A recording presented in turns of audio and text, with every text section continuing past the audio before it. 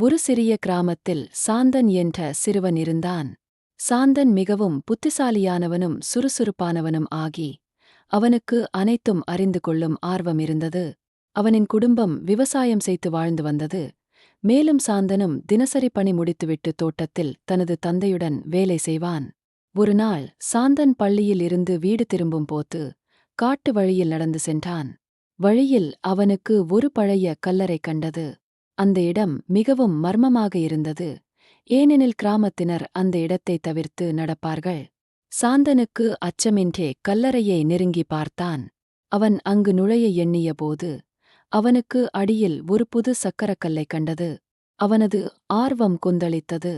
கல்லை பறித்தபோது ஒரு சின்ன தாலீகம் எடுத்து அதற்குள் ஒரு பழைய குறியீடு இருந்தது. சாந்தன் அதை எடுத்துக்கொண்டு வீட்டிற்கு வந்தான்.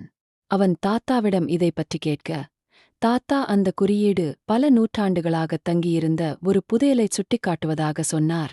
இந்த செய்தியை கேட்ட சாந்தன் மிகவும் ஆச்சரியமாக புதிய உலகத்தை தேட வேண்டும் என்று முடிவு செய்தான். அடுத்த நாள் தாத்தாவின் வழிகாட்டுதலுடன் சாந்தன் தனது சிறிய பயணத்தை தொடங்கினான். காடு, மலை, ஆறு அனைத்தையும் கடந்து பல சவால்களை சந்தித்தான்.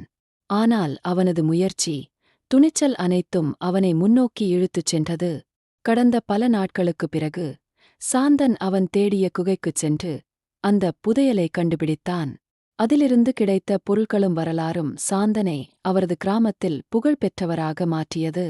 அன்று முதல் சாந்தன் தனது அறிவையும் துணிச்சலையும் பயன்படுத்தி கிராமத்திற்கு உதவியாக இருந்தான்.